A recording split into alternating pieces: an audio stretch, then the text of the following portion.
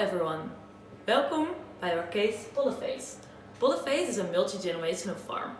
This company distinguishes itself by its ethical and profitable business model. Their mission statement is to develop emotionally, economically and environmentally enhancing agricultural enterprises and facilitate their duplication throughout the world. The context of the case is a farm where biodiversity is leveraged to create value. This is in contrast with the industrial farming, which operates on the principles of economics of scale. This case provides us the opportunity to discuss the environmental impact of different types of operating systems, and we would like to present our main points of attention. We're going to talk about this content. So first we will start with the Polyface core issue. Then we're going to talk about the predicting Polyface's future's existence. Then the business model of Polyface, and then we will end with suggestions based on our analysis of the case. So what's the big core issue of Polyface? We think that the biggest core issue of Polyface is that how can sustain grow his business without violating his commitment to small-scale local market farming. So basically, could he expand without changing the basic nature of its operation and without following the dominant industry trend like labor-intensive single output farms. So for example, farms who only specialize in eggs or only have chickens or cows and not have everything like this company Polyface does.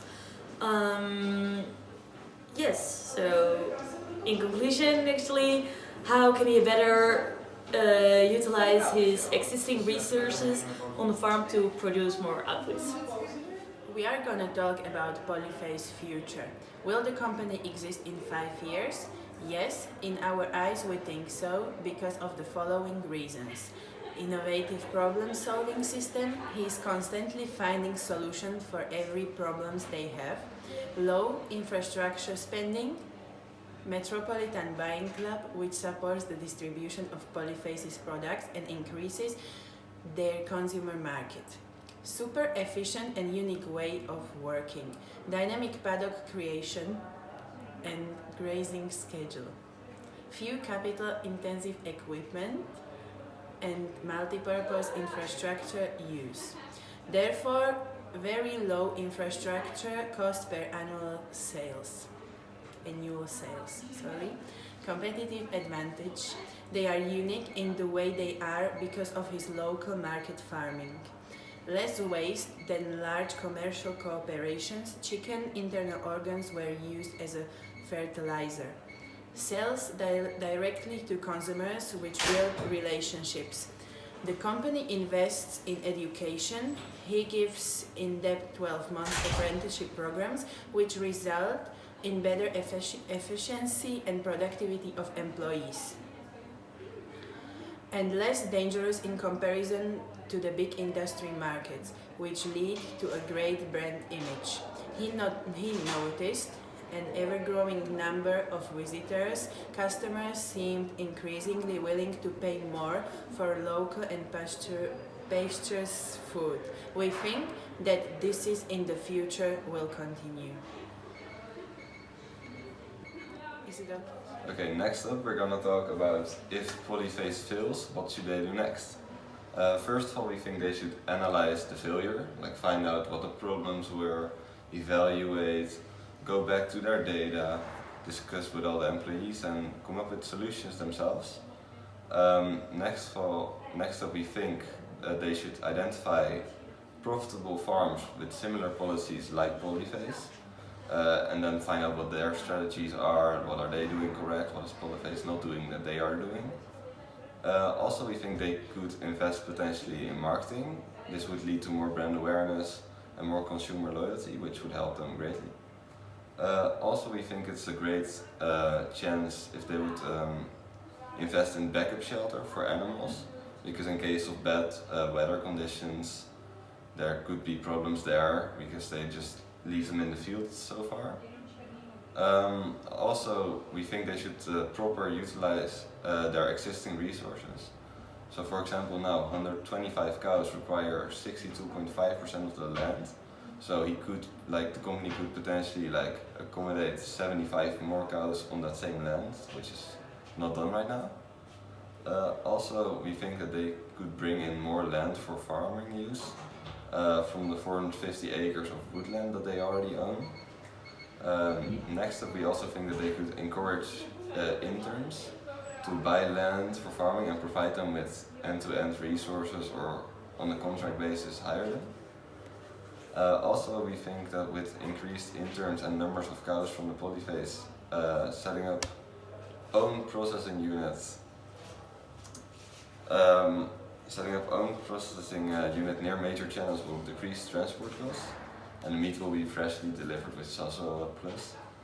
And also there is another opportunity for them to maybe try, be more in business with restaurants and take advice from them, or have fixed orders with them, or other stuff with them, with the restaurants. So now we're going to talk about Polyface feature in case of success and what are the biggest threats.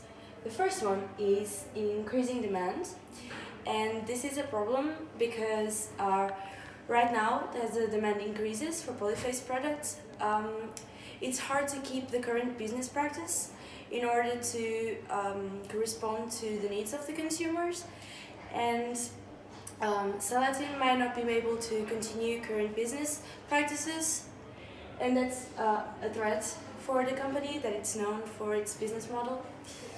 Then we have customers losing interest in the company.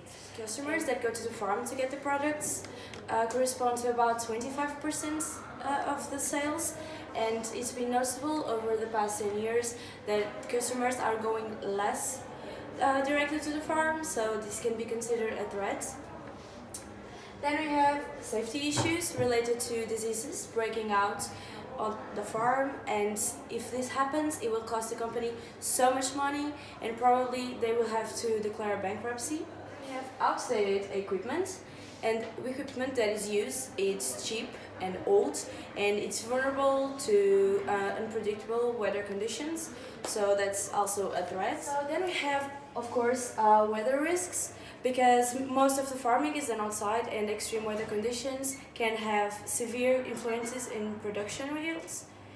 And then we have increasing industrial production yields, and basically this means that Polyface needs to constantly innovate in order to keep up with reasonably priced organic farm products, and just to face their competitors. Now we're going to talk about the business model of Polyface. First thing they have is they do not have sales targets. Sending calls that are not solely connected to the sales, Polyface should keep its commitment to small-scale, local market farming. Also, they do not have trademarks or patents. Polyface welcomes other companies to follow their example and ideas because they believe that if they can't stay innovative and more clever than their competitors, they cannot stay on the top, which makes them more focused on developing new concepts and keeping involved. Defined market boundary. Local food is a foundational pillar to this company's farm philosophy, and because of what they have defined their local market area and serve clients which are located nearly within their surroundings, up to 4-hour drive. Incentivized workforce. Polymer opts for the independent contractors, entrepreneurs, and a sales-based incentivized workforce, keeping the income earning potential open-ended in order to motivate its team. He likes to call the farm staff a team. Furthermore, no advertisement. Polymer counts on word-of-mouth marketing to receive new customers. No advertisement means less overhead and more time and resources to focus on quality farming. Sustainability. Polyface defined ecological carrying capacity and refuse to haul manure or waste anywhere. Also, they diversify their operations and respect their seasonality in order to eliminate high levels of disease, and quality is another key factor of Polymer. They have a vision that they should not compromise quality as they move up in size. which means they will always want to sell the products they keep selling right now. Therefore, it's very hard for Polymer to extend as a business, because when they go bigger, it's harder to maintain the quality levels they have. When Polyface realized that there was a form of deep pocket competition starting to build up in the farming industry, they chose for the avoidance strategy. Instead of trying to grow quickly or develop a cooperative strategy, they choose to go for a niche business. With making the quality of the products a lot better than most of the industry, and using such an interesting and effective way of producing, that people would actually visit their company purely because people find it so interesting. Next up, we are going to talk about our suggestions based on our analysis of the case. We actually think that it's not really possible for Polyface to grow a lot without changing their unique business approach, like how they work and how they use their land. However, we do feel like they can still improve their business and become more successful, and we came up with a few possible ways to do this. First of all, we thought they should higher their prices. Right now there's a lot of demand for their product and they cannot really grow, as we said before, so if you higher the prices, people still want it and you get a lot more revenue, which is just great. Second, we think that they should make their own brand or label. For example, you call it Polyface Certified X, or so people know that it's Polyface product, so they will think, oh, that's really good quality because Polyface delivers, and they will pay more for it as well. The last point we thought would help Polyface as a business is that they could maybe try and get government support or sponsoring, because they now operate under the same regulations as normal farm businesses or multi-farm businesses, but their way of doing is unique and it should be encouraged, we feel like, so maybe they could try and get some government support as well. And that was it.